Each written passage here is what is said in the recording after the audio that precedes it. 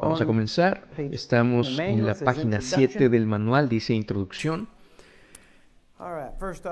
Bien, primero que nada, como ven, dice bienvenido al programa de entrenamiento para renovación de la mente, seminario de mente de Cristo y mente de hombre, mente del hombre. Vamos a estudiar ambos. Y durante este seminario miraremos mucho acerca de la mente del hombre, pero aplicando la mente de Cristo a ella y ver las distinciones y cómo aplicar una a la otra. Y hay cosas fascinantes que encuentras cuando ves la ciencia y luego la Biblia y ves cómo es increíble cómo la ciencia encaja en la Biblia y cómo estas dos cosas funcionan juntas, no solamente de la Biblia y la ciencia, pero la mente de Cristo y la mente del hombre. Las buenas noticias es que si no has escuchado esto antes, eres mucho más inteligente de lo que crees que eres. Por supuesto, excepto que seas adolescente. Entonces, si eres adolescente, eres tan inteligente como crees serlo. Así que bueno, vamos a ver esto. Y de hecho, desde que en verdad nuestro entrenamiento de sanidades ha revolucionado cómo practica la iglesia, cómo ministra sanidad, ha revolucionado todo esto en el mundo, y creo en verdad que dentro de los próximos 1 a 2 años la gente dirá lo mismo acerca de la renovación de mente, porque cuando pongamos los módulos disponibles y lo pongamos en práctica, lo escucharás aquí. Pero hay mucha gente que simplemente pregunta, ¿pero cómo lo hago? No me digas, es como hacer dieta. No me dices que no coma esto o coma esto. No, dame un plan. ¿Qué tengo que comer? No me permitas a mí que trate de decidir, porque voy a decidir por comerme un pie de nueces. Digo que nada más voy a comer un poco de pie de nuez, y aunque no coma nada más el resto del día. Así que necesitas un plan y te lo daremos cómo ponerlo en práctica y podrás ver el cambio. Ahora dice aquí, durante años he notado, y a veces me ha escuchado decir esto antes, durante años he notado el lento progreso de los cristianos en el área de renovar sus mentes. Los cristianos serios y bien intencionados han asistido a la iglesia durante años, a veces décadas, sin que sus vidas hayan cambiado radicalmente. Muchas veces simplemente se reforman a convertirse en mejores personas. Muchos han hecho una ruptura con los pecados prevalecientes. A los que fueron esclavizados como no cristianos, algunos pudieron por resolución y fuerza de voluntad, de hecho subrayen fuerza de voluntad, dejar de practicar algunos de los pecados y los pesos de un estilo de vida mundano que anteriormente habían sido hábitos comunes. Hablo de la fuerza de voluntad porque en un futuro muy próximo, en el siguiente mes o algo así, estaré haciendo una enseñanza profunda los domingos en la mañana en la iglesia en cuanto a la fuerza de voluntad, tu voluntad, la voluntad de Dios, y explicaré cómo estas áreas funcionan, porque muchas personas han escuchado de esto, pero vamos a disecarlas, por así decirlo, verlas en la palabra de Dios, y les mostraré no solamente qué es. Saber qué es el comienzo. No es suficiente saber qué la cosa es si no sabes cómo usar y poner en práctica la información que te da la Biblia. Así que te lo estaremos mostrando, no solamente qué es, pero también cómo se supone que debemos ponerlo en práctica y cómo aplicarla. En ocasiones, cómo recibir más de esta fuerza de voluntad, ¿verdad? Muchos la necesitan en verdad, y veremos esto en el futuro próximo. También dice aquí en el tercer párrafo, Charles Finney dijo una vez que debe haber ciertas características y rasgos que tenemos que tener como cristianos que nos hacen diferentes de los no cristianos. Debe haber cosas que podemos hacer por el poder del Espíritu en nuestras vidas que aquellos que no tienen el poder del Espíritu en sus vidas no pueden hacer. Amén. Ahora, si sostenemos que esta es si sostenemos que esta es una simple verdad evidente en sí misma, entonces debemos reconocer que en el ámbito de poder hacer cambios de vida, la vida del cristiano debería ser diferente de la de un no cristiano. Ahora, los materiales contenidos en estas páginas se basan en los mandatos de Dios y el poder del Espíritu Santo para cambiar a una persona. Hay una premisa simple en este material. Dios nos manda a cambiar y nos da los medios y métodos para hacerlo. Si alguien no cristiano, puede hacer lo que nosotros, los cristianos, podemos hacer, entonces no tenemos autoridad para afirmar la presencia o el respaldo de Dios en ello. Por lo tanto, cualquier programa de entrenamiento para renovación de la mente o cualquier otro programa que cambie de la vida debe ser capaz de producir resultados que mostrarán naturalmente la presencia y el poder del Espíritu de Dios. Y no serán solo otro programa de autoayuda. Amén. Les diré, no fui a la librería y compré todos los libros de autoayuda de cómo cambiar la vida y lo junté todo en un seminario. Fuimos a la palabra de Dios. Y luego, después, al escuchar a la doctora Leaf y leí otro material en cuanto a la mente, al cerebro, me sorprendió cómo todo coincidía con lo que dice la palabra de Dios, pero partimos de la palabra de Dios, es la premisa y la base. De nuevo, es bueno que la ciencia verifique cosas, pero aun si no lo verificara, te diríamos lo que te estamos diciendo. Bien, ahora mira aquí, las principales escrituras que vamos a trabajar con son, segunda de Corintios 5:17, escríbela, segunda de Corintios 5:17, pero la siguiente es lo que vamos a hablar el día de hoy, Romanos 12, verso 1, dice, y voy a leer y me voy a detener en algunas porciones aquí, versos 1 al 3. Por consiguiente, hermanos, os ruego por las misericordias de Dios que presentéis vuestros cuerpos como sacrificio vivo y santo, aceptable a Dios, que es vuestro culto racional. Y no os adaptéis a este mundo, sino transformaos mediante la renovación de vuestra mente, para que verifiquéis cuál es la voluntad de Dios, lo que es bueno, aceptable y perfecto. Porque en virtud de la gracia que me ha sido dada, digo a cada uno de vosotros que no piense más alto de sí de lo que debe pensar, sino que piense con buen juicio, según la medida de fe que Dios ha distribuido a cada uno. Bien, vamos a regresar y vamos a cubrir estos versos rápidamente. Primero, verso 1. Por consiguiente, hermanos, os ruego. Esa es una frase muy fuerte que usa Pablo cuando está tratando de que alguien haga algo. Os ruego. Es muy fuerte. No suena tan fuerte porque no la usamos muy seguido, pero os ruego es anhelar y tratar de hacer todo lo posible. Estar rogándole a la persona que haga esto porque es tan importante. No solamente para que hagan algo, obligarlos a hacer algo, o pedirles que te lleven a un parque de diversiones. Es algo que impactará tu vida. Así que dice, os ruego, hermanos, es decir, son personas nacidas del Espíritu. Tienen el Espíritu de Dios en ellos. ¿Estamos de acuerdo? Porque dice hermanos. Bien. Mira, primero que nada, cuando dice hermanos, está hablando de nacidos del Espíritu, es decir, ya mencionó el Espíritu en este momento. ¿Por qué? Porque son hermanos. Para ser hermanos tenían que tener el Espíritu Santo, entonces ya hablamos del aspecto del Espíritu. Entonces pongan una línea y pueden poner nacidos del Espíritu donde dice hermanos. Ahora luego dice por las misericordias de Dios. Las misericordias de Dios están de la mano con la gracia de Dios. Y Pablo habla de esto en un minuto, pero luego dice esto. Esto es lo que está rogándole a los hermanos nacidos por Espíritu hacer.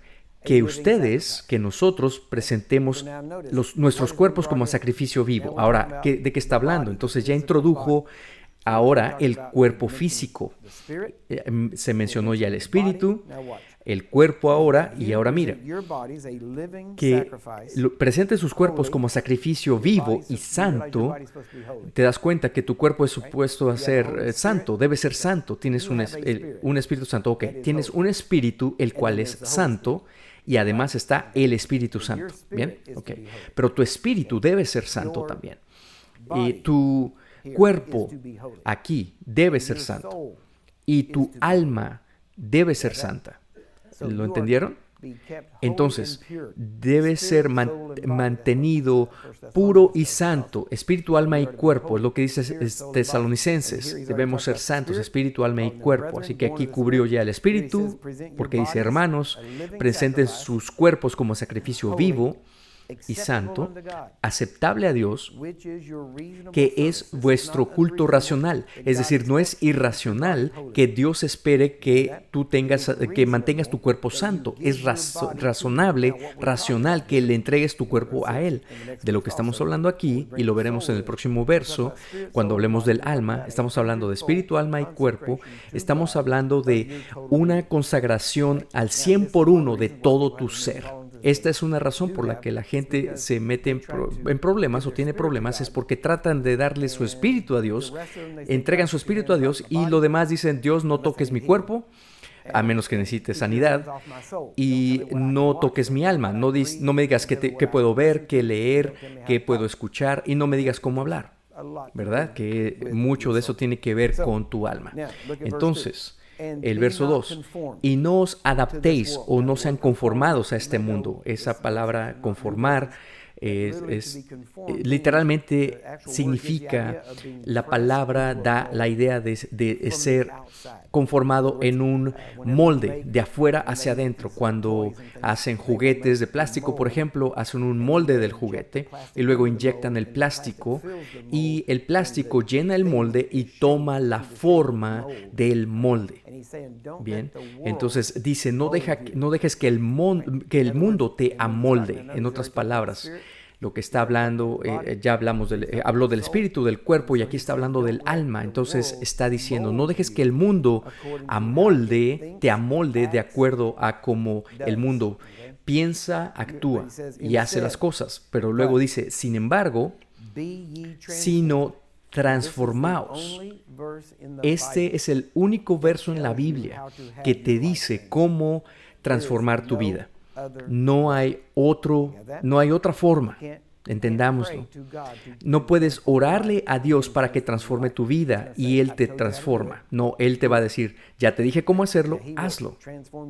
Él transformará tu espíritu. Eso es nacer de nuevo. Eres recreado y transformado en el espíritu. Pero transforma tu vida solamente a través de que tú renueves tu mente. Dice, sino transformaos, y esa palabra transformaos es la palabra metamorfosis. Literalmente quiere decir que lo que está dentro de ti salga y sea visible en lo exterior. Está diciendo, no dejes que el mundo te ponga en un molde y te dé forma, sino que deja lo que está en ti sea visible afuera y que eso le dé forma a quien eres y quien eres supuesto a ser. Cuando naces de nuevo, eres recreado a la imagen y semejanza de Jesucristo, que nos restaura en la posición que tenía Adán cuando Dios hizo al hombre a su imagen y semejanza.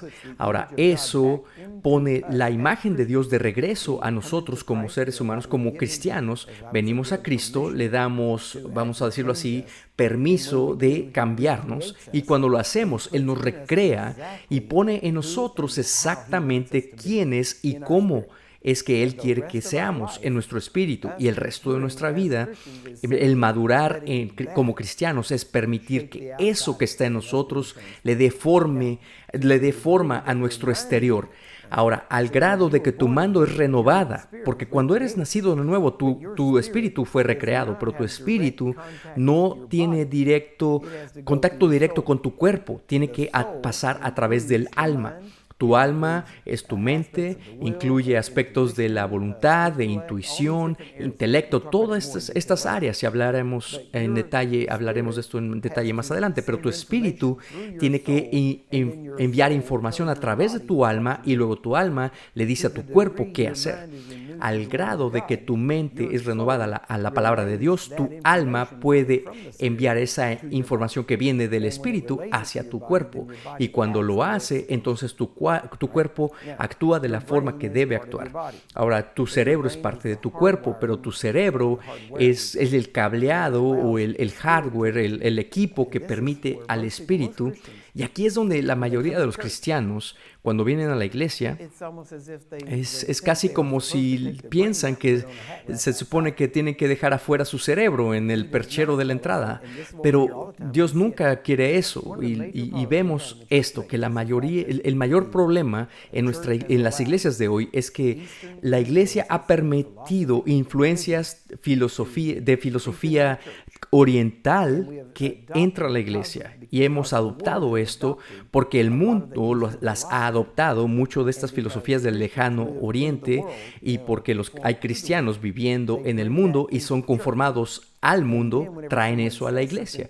Entonces, cuando alguien dice algo, automáticamente aplican esa filosofía mundana a la palabra de Dios, a lo que escucharon en la palabra de Dios, y por tanto hay mucho misticismo de lejano oriente que han infiltrado la iglesia hoy día, al punto que dices, bueno, yo solamente quiero ser guiado por el Espíritu, quiero vaciar mi mente y dejar que el Espíritu llene mi mente, y voy a seguir al Espíritu, ni siquiera voy a pensar en qué hacer, simplemente lo haré, Espíritu me guiará y todo eso, pero nada de eso es bíblico, nada. Dios no te recreó para hacerte una marioneta que no tiene voluntad, que no tiene deseo, ni nada en eso. De hecho, es sorprendente porque una de las cosas que escuchas a los cristianos ahora decir, dicen, me quiero hacer a un lado todos mis deseos de lado para que tenga solo los deseos de Dios. Pues eso es budismo. Uno de los puntos básicos del budismo es eliminar todo deseo, y eso no es bíblico. Dios dice que te dará los deseos de tu corazón, que todo lo que tú pidas, si crees en Él, esencialmente, que tú tendrás lo que deseas. No dijo, deshazte de tus deseos, dijo, santifica tus deseos. Ten los mismos deseos que Dios tiene, así que no te vacías de tu mente, no vacías tu mente, sino que llenas tu mente con la palabra de Dios al punto de que está tan llena que hace lo que la palabra de Dios dice que está supuesto a hacer. Así que esas son las bases.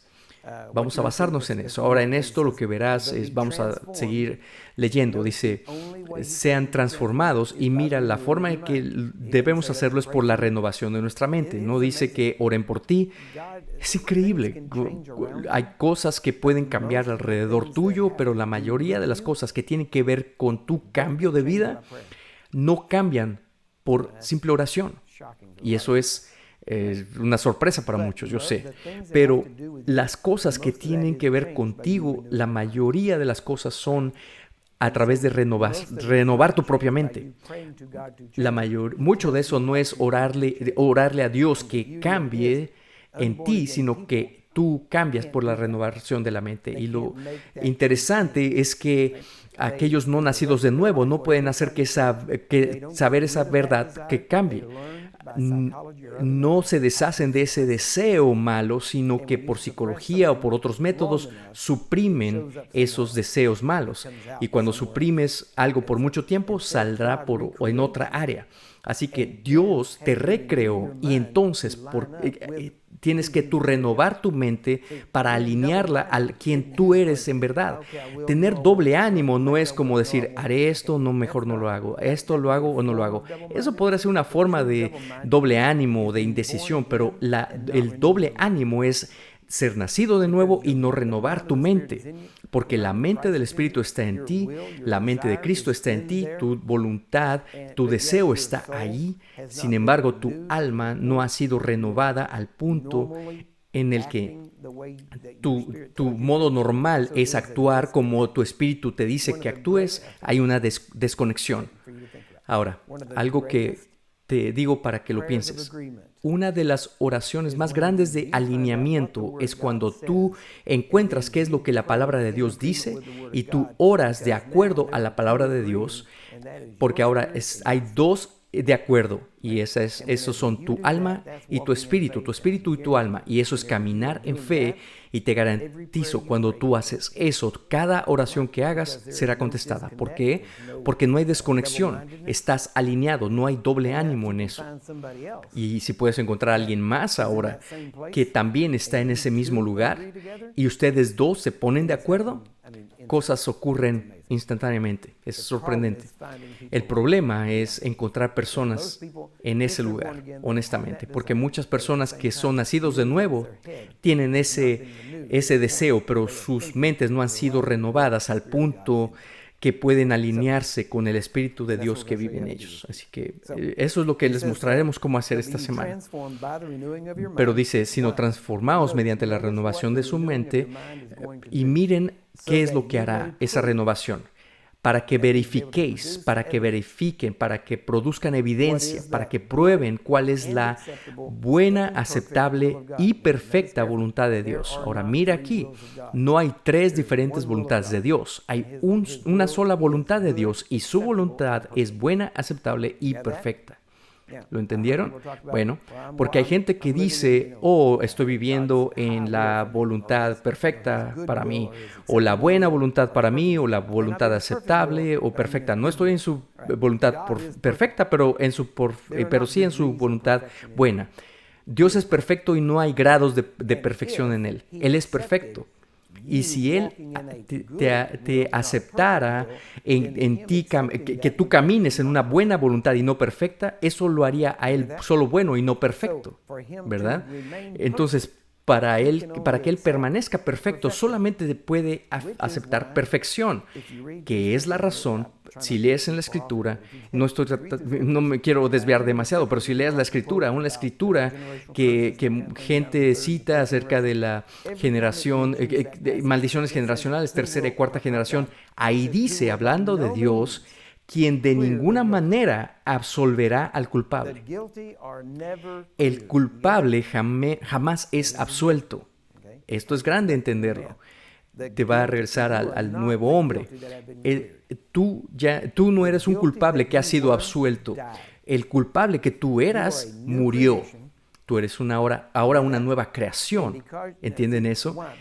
¿Por qué? Porque Dios no podía aceptar tu imperfección porque eras culpable. Tuvo que matarte, recrearte, y en esa recreación fuiste hecho perfecto y completo en el Espíritu. Esa es otra razón y otra prueba que cuando la gente dice, bueno, tu enfermedad viene de algo que está mal en tu espíritu. Verás, si tienes pecado o si hay algo mal en tu espíritu, de ahí viene esa enfermedad. Primero que nada, si hay algo malo en tu espíritu, no eres nacido de nuevo. Bien, porque eres completo en Él y fuiste recreado a la semejanza de Jesús, que es perfecto. Así que en el espíritu fuiste recreado perfecto. No hay nada en tu espíritu que puede causar una enfermedad física. Así que si hay gente que quiere usar esas raíces espirituales de enfermedad, no hay bases bíblicas que puedas probar eso. Y no puedes predicar maldiciones generacionales y el nuevo nacimiento sin contradicciones. No puedes hacerlo sin contradecirte a ti mismo. Y es por esto que ha sido esto revolucionario cuando empezamos a hablar del nuevo hombre y cómo renovar tu mente, porque todo esto apunta a lo siguiente: para que verifiques o que pruebes cuál es la voluntad de Dios buena, aceptable y perfecta. La única forma en que puedes verificar la voluntad de Dios y probar la voluntad de Dios es renovando tu mente. Es decir, ninguna persona cuya mente no está renovada puede verificar o probar la voluntad de Dios. Nadie. Ahora, podría ser flexible en esto, que puedo decir que si tu mente está renovada en un área, puedes probar la voluntad de Dios en esa área, pero no en todos lados. Y si eso ocurre, te vas a contradecir en una cosa, porque estás renovado en un área, pero no en otra área. Es por eso que es tan importante tener toda tu mente renovada. Es sorprendente y te puedo dar un poquito más de la historia de lo siguiente, pero bueno, cuando estábamos hablando de esto, renovación de la mente y cómo renovar la mente rápidamente y efectivamente, de la forma más rápida posible, y asegurarnos que está hecho correcto. Cuando estaba orando esa ocasión, literalmente por revelación, empecé a ver cosas. Le pregunté a Dios acerca de ello. Le dije, Señor, pero ¿cómo lo hacemos? Lo veo la verdad, estoy listo para hacerlo, pero ¿cómo lo hacemos? Y empezó a mostrarme. Dijo, mira, básicamente de lo que estás hablando es llegar a ser un verdadero discípulo de Jesucristo. Y dije, ok, lo veo. Y luego me dijo, eso significa que lo primero que tienes que hacer, si vas a ser verdaderos discípulos, es que tienes que discipularlos, como dijo Jesús. Si mis palabras permanecen en ustedes y permanecen en mí, serán verdaderamente mis discípulos. Si quieres renovar tu mente a la palabra de Dios, Jesús, siendo la palabra de Dios hecha carne, lo primero que empecé a hacer fui a ver lo que dijo Jesús. Uno de los primeros módulos es renovar nuestra mente a las palabras de Jesús, y porque no se trata solamente de leer los evangelios y ver qué fue lo que dijo Jesús y citarlas o mirarlas, las cosas que hizo Jesús, pero más bien me puse a investigar y estoy maravillado de lo que encontré, porque cada tópico del que habló Jesús hizo 7 declaraciones o afirmaciones acerca de ello, en cada área.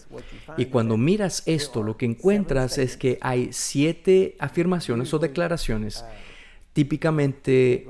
Bueno, no puedo meterme tanto en eso. En este momento no puedo meterme tan a fondo, pero hay 7 declaraciones y luego otras 7 y luego otras 7 declaraciones. Hay 21 en total y hay categorías en diferentes áreas. Fe, es sanidad, es infierno, cielo. Y tomas cada tópico de Jesús, del que Jesús habló, y hay 21 categorías en ese tópico. 7 escrituras o declaraciones, cosas que Él dijo, cada una, y puedes renovar tu mente a ello estudiando tópico por tópico las palabras de Jesús, y ese es uno de los primeros pasos. Pero de nuevo les explicaremos cómo hacemos eso, cómo haremos eso, pero me maravilla cómo eso funcionó y así que vamos a tomar un descanso. Esos 25 minutos volaron, ¿no es cierto? Tenemos unas formas, permanezcan sentados, un líder va a pasar algunas cosas para que ustedes llenen, así que regresaremos en un momento. No voy a preguntarles si han recibido mucho porque no hemos entrado muy profundo, pero les puedo decir, ¿están intrigados al menos por lo que han escuchado? Muy bien, regresamos. Si está usted considerando colaborar con nosotros y desea apoyar nuestra misión, por favor visite jglm.org/partners. Los recursos se utilizarán para los programas televisivos y nuestro trabajo misionero en todo el mundo.